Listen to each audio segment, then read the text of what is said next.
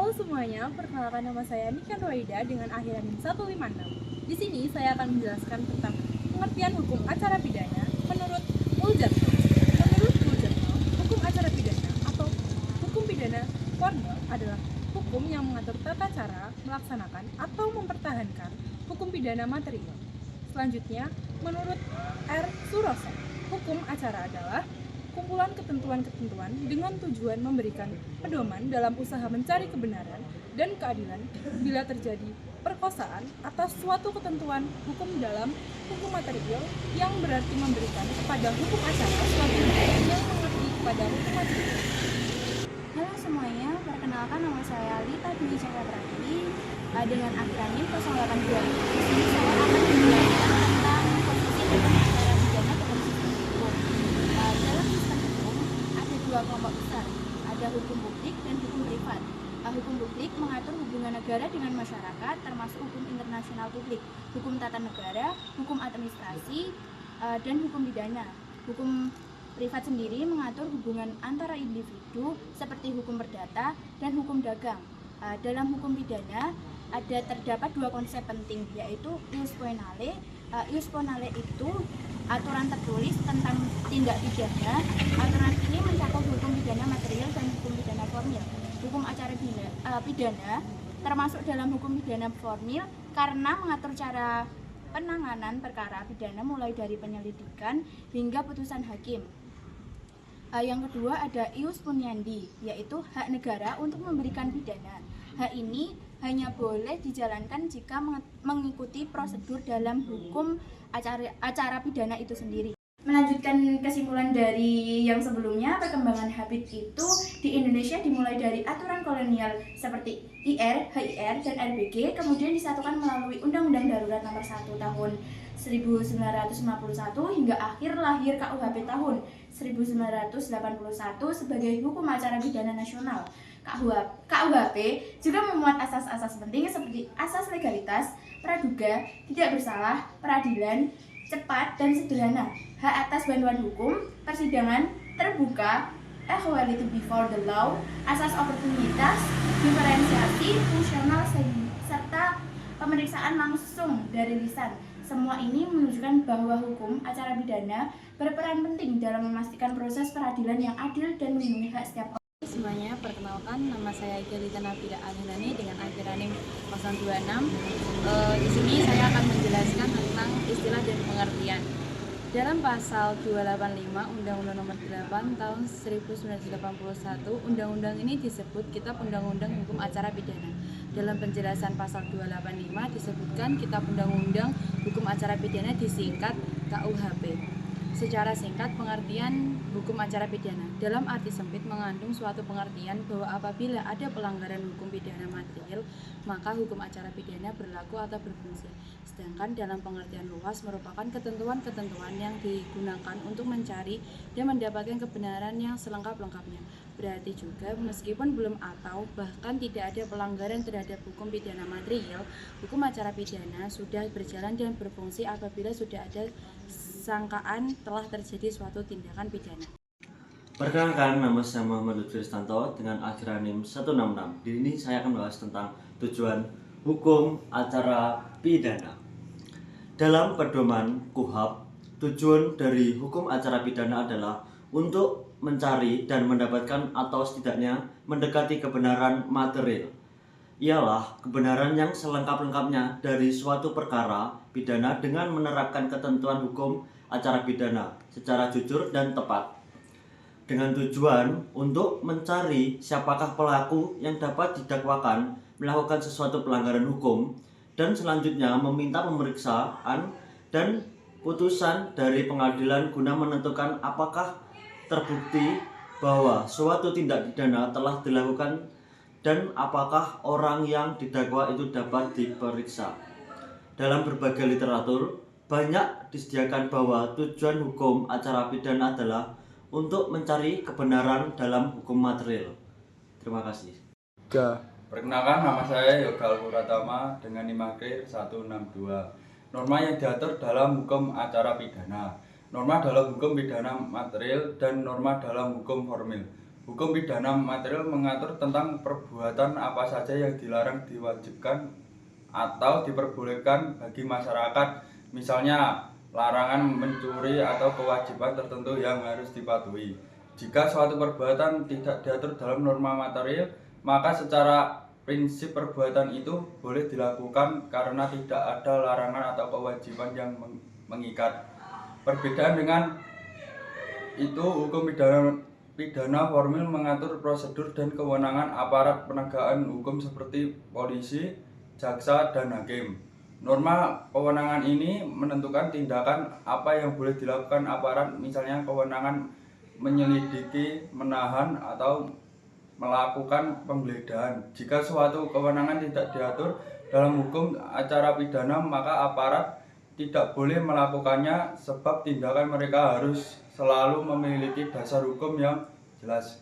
Dengan demikian, bagi masyarakat berlaku prinsip apa yang tidak dilarang berarti boleh. Sedangkan bagi aparat berlaku prinsip apa yang tidak diberi kewenangan berarti tidak boleh dilakukan. Terima kasih.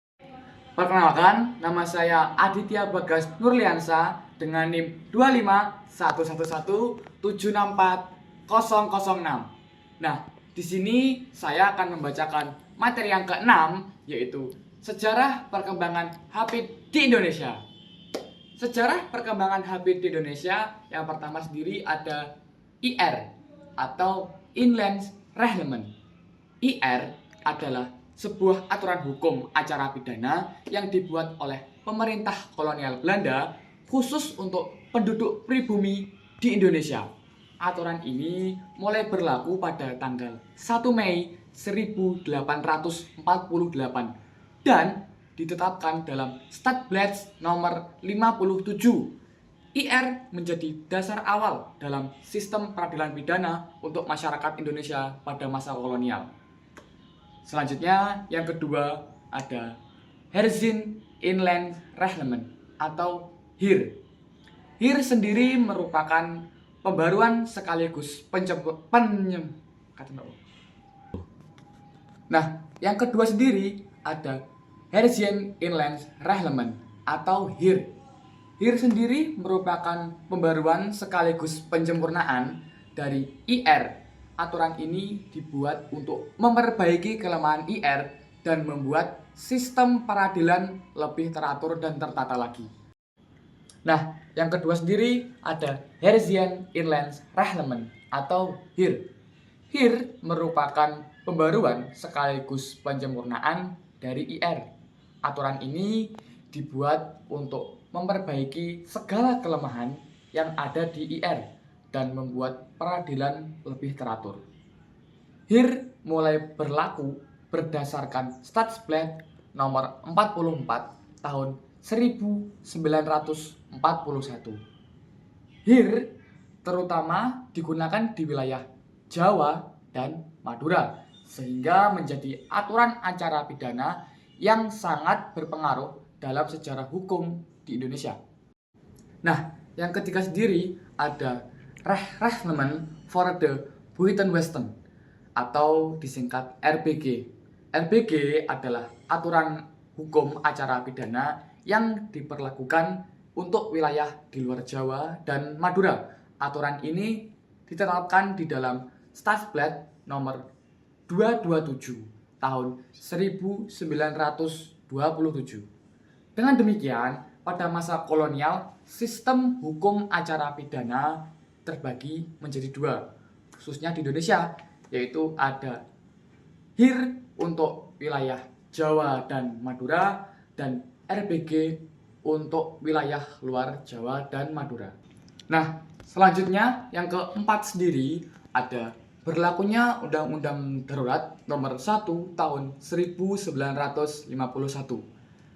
Tentunya setelah Indonesia merdeka, pemerintah berusaha untuk menyatukan sistem peradilan yang ada di Indonesia ini. Nah, seperti melalui Undang-Undang Darurat nomor 1 tahun 1951, pemerintah menetapkan segala upaya untuk penyatuan hukum acara pidana di seluruh Indonesia. Meskipun begitu, aturan kolonial seperti HIR dan RBG masih dipakai untuk sementara waktu sampai ada aturan nasional yang baru. Nah, di sini yang terakhir kita masuk ke sesi kesimpulan.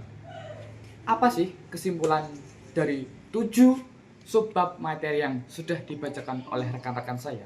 Nah, kesimpulannya yaitu hukum acara pidana merupakan bagian dari hukum pidana formil yang mengatur tata cara negara untuk menindak, memeriksa, mengadili, dan memutus seseorang yang diduga melakukan tindak pidana. Dalam sistem hukum, hukum acara pidana berada dalam rumpun hukum publik karena mengatur hubungan antara negara dengan warganya dalam proses penegakan hukum itu sendiri. Nah, fungsinya sendiri adalah untuk menjamin agar penerapan hukum pidana material berjalan secara sah, tertib, teratur, dan juga adil. Tujuan utamanya adalah untuk mencari kebenaran material, yaitu kebenaran yang sebenar-benarnya mengenai terjadinya suatu tindak pidana melalui proses yang jujur dan juga tepat. Norma dalam hukum acara pidana mengatur kewenangan aparat penegak hukum sehingga aparat hanya boleh bertindak atas dasar kewenangan yang jelas. Sementara masyarakat bebas sepanjang tidak ada larangan yang mengatur.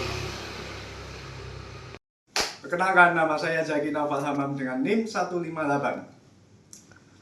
Asas-asas penting dalam HAPID. Yang pertama, asas legalitas. Yang kedua, peradilan cepat. Ketiga, asas praduga tidak bersalah. Yang keempat, lawan dari asas ini adalah asas praduga. Yang kelima, tersangka atau terdakwa berhak untuk mendapatkan bantuan hukum.